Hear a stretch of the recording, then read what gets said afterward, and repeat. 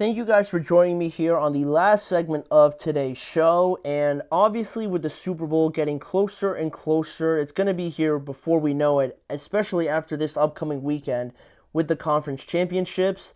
I decided to look ahead a little bit, and knowing the four great teams that we have left for Championship Sunday, I was thinking, who would I really like to see move on to the Super Bowl, and what kind of Super Bowl featuring two of these teams would I really be most excited to watch when the big game comes around. So out of the four Super Bowl matchups out of the four Super Bowl matchups that we could see, here are my rankings for the ones that I'm most excited and the most hopeful that end up happening for the game in February. And I have it here for you guys to start off with number 4, going from 4 to number 1. Obviously, the one that I guess you could say I'm least likely to be excited over would be the Chiefs against the Eagles. I think it's just the fact that we've seen it already.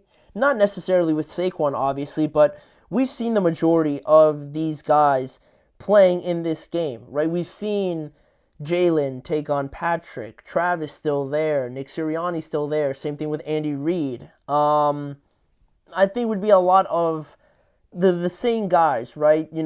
Same movie franchise, just a different remake or just a sequel to the first one, right? You kind of get a sense of how it's going to end or how it's going to go. And I know Saquon being introduced it's a massive factor, right? It's been the factor for the Eagles, but it was a good matchup last time, and I'm sure it's going to be great again with Saquon there and how the Chiefs decide to attack him and defend him and whatnot. And same thing the other way around, right? For this Eagles defense and trying to get their revenge on the Chiefs, right? Trying to get one back for that Super Bowl they lost as well. And, more on the positive side, I guess you could say, you got talent coming from all directions, right? With the amount of offensive talent and defensive talent on both teams, which should still be like a solid Super Bowl, but it'd be cool to just see one team that's like this is the obvious matchup, I think, right? The favorite in the AFC Championship game and the favorite in the NFC Championship game, they would be playing each other obviously in the Super Bowl. So I'm really looking more for some surprises, right? So that's why I had this one at number 4. Solid, reliable, but you could definitely get better. And at number 3, I thought the Bills and Eagles game would be definitely better than a Chiefs-Eagles rematch per se. These are both teams that just make their entire identity on running the ball. The Bills with their 3 runners and Saquon, the kind of dominant path he's been on, and then you also include the 2 out of the 3 most mobile quarterbacks, right? Josh, Lamar, and Jalen Hurts. You got 2 of the 3 of them playing in the Super Bowl, which should add a whole nother dynamic as well, which would be great to see. And I think this would be a game where you would see a lot more action, a lot more big plays potentially through the air, hopefully, because both of them know how important it is to run the ball, and both of them know that's a strength of the other team. So they'd load up the box, they'd put a lot of attention on that, and hopefully you'd see some big plays from Josh Allen, some scramble drills, some miraculous throws. Jalen Hurts hopefully opening up that pass game a little bit more with favorable matchups with A.J. Brown and Devontae Smith. I think this would have a possibility for that, and you get that surprise factor, right? That unexpected Super Bowl member, right? That Super Bowl participant in the Buffalo Bills making their first Super Bowl, or Josh Allen making his first Super Bowl, I should say, and defeating Lamar Jackson and Patrick Mahomes along the way. That's a storyline that I would sign up for right away, right? If Josh is able to beat both Lamar and Patrick and then get to a Super Bowl, then the pressure goes from already like an 8 to like a 15 out of 10, right? Because you've beaten the 2 most, I guess, consistent guys in the playoffs, and two out of the top five quarterbacks in the NFL. So you would feel like the Bills would have to win this Super Bowl. But are the Eagles really going to lose it with getting this all-star roster together with Saquon Barkley? That sort of narrative and storyline would be awesome to see. And then you incorporate the fact that the Bills are 0-4 in Super Bowls as well, just adding more pressure to it. So I think it would be great to see that. And also, it would be also awesome to see Saquon in his first Super Bowl, right? It can't go without mentioning that. And the possibility of him winning one and rubbing it in the Giants' face would be great to see with how they failed to re-sign him and really not value him in New York. It would be the ultimate revenge and the sweetest of, endings to see Saquon host the Lombardi the season after the Giants were like, is he worth $12 million? Well, he went and won a Super Bowl. I think that would be awesome to see, honestly. And the coordinator battle too, right, with Joe Brady and Kellen Moore, Vic Fangio, and these guys. I think there's a lot of stuff to like about this matchup, but it's not number two. Number two, I had the Chiefs against the Washington Commanders. For me, would be super just unexcited, up and down waves of emotions all over this game. Because you got Jayden Daniels starting in his first Super Bowl as a rookie quarterback. And, what he did along the journey also adds to the importance and the significance of the Commanders even potentially being in this situation by, they would have had to have beat the number 3 seed Bucks, the number 1 seed Lions, and the number 2 seed Eagles all on the road. So already that's way past exceeding expectations, right? They're like 4 or 3 years down the line of where they should be. So for them to be able to do that would be remarkable. And again, Jayden Daniels, rookie quarterback starting in the Super Bowl, would get a lot of headlines, obviously. Dare I say you'd have both of the best quarterbacks from each conference playing against each other in Jayden Daniels and definitely Patrick Mahomes, but I think Jayden's already in that conversation. So you'd have both of the best quarterbacks from each conference, and you'd have the historical aspect of it, right? You'd have the Chiefs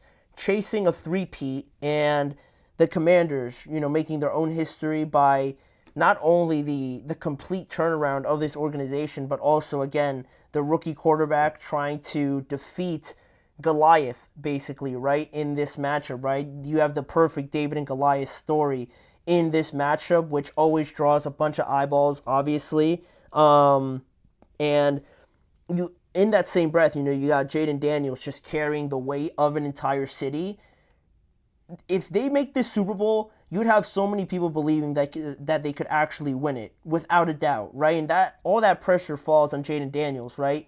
They would all these people would believe they'd have a chance because of Jayden and that pressure that he would have to deal with. And if he goes out there and performs extremely well, that just adds a little bit more, right? And you'd have also this new, young, exciting prospect coming into the NFL trying to dethrone the GOAT, potentially, the king, and throw him off his throne would be another great storyline to write about and talk about. So that's if that's not enough, right? You got a wild card team being in the Super Bowl potentially for the first time since 2020, which would be awesome to see as well, right? A complete underdog and Cinderella story also draws a lot of attention as well. But for as exciting as this one would be, I think the consensus number one for a lot of people would be this one right here, the Bills against the Washington Commanders, two teams that you definitely didn't think would be in the Super Bowl. Definitely not the Commanders for the turnaround, like I said, having a rookie quarterback in this situation, but even in a sense, Josh Allen and the Bills, right, moving on from Stephon Diggs. Josh Allen not being able to beat Patrick Mahomes in the playoffs, always falling short. And the narrative around the Bills organization just in general, right? Always being one step away from glory, right? Losing all 4 Super Bowls in 4 consecutive years is insane. With the kind of bad luck that's been tied with this organization. But you finally found the guy that was able to slay the dragon and get to his first Super Bowl, and he's like the best quarterback potentially that you've ever had. it has to be him, right? So there would be so much pressure on Josh individually and also as a collective to finally bring this organization a Super Bowl. And the same thing for the Commanders, right? While they've been to 5 Super Bowls and they've won 3 already, but the last one hasn't been since 1992, ironically, against the Buffalo Bills in that year. So there'd be a relationship there already between the Bills and the Commanders, previously playing in a Super Bowl already, having the Commanders win that one. There would be that aspect of it. And what else it could be. And really just more of the same that I've said, right? With the pressure, and both teams, both quarterbacks really would have the hope and joy of every person in their city in the palm of their hand, right? They would control the emotions and just the overall morale of both Buffalo, New York, and Washington, D.C. as well. They would have all those emotions in the palms of their hands, and that just adds so much more than just, what's being played on the field. And that's why I think America's voting for the Bills and the Commanders to play in the Super Bowl. I'm definitely rooting for it. And, if you're the Bills, you ask yourself, how many times are we going to be in this situation, right? Where we beat Lamar, where we beat Patrick, and we didn't even have to play Joe Burrow, right, in these playoffs. Could this be one of the only chances we get of winning a Super Bowl? You'd have to think like that, right? So a lot of the attention and pressure would be on the Bills. And I think Dan Campbell said it last year in the NFC Championship where they lost in the most dramatic fashion. The Lions did. And after the game, he said, this might be the only time we ever make it here. So those sort of like things and realizations and, statements for a Bills team, I think more so than a lot of these teams, really renders very true when you consider the situation, the journey, and everything like that. How many more opportunities are you going to have at beating the Chiefs, right? This could be the only time you do that. So they'd have to take advantage of it, and that potential Super Bowl, I think, would be absolute cinema if it happened. But it's all a big if, and it's all a big maybe right now on January 23rd. We're going to have all the answers to it next week, but visit me tomorrow when we're really going to go more into each of these matchups when we preview them. But for right now, that is going to be everything for today's show. I want to thank you guys for joining me on today's episode of the Chip Shot Football Podcast. And please remember to like, follow, and subscribe to the show, as well as following the network on all forms of social media, and making sure to check out both of their YouTube channels, the GSMC Sports Network channel and the GSMC Podcast Network channel on YouTube, obviously, to see more content around this show regarding the NFL, breaking news, discussions, previews, and everything like that. Especially now around the Super Bowl, it should get a lot more interesting as well. But again, I've been your host, Manny Maradiege, and as a final reminder, join me again tomorrow at 6:30 p.m. Eastern Time, where we're going to be previewing both conference championship games and also talking some more about the head coaching news around the NFL.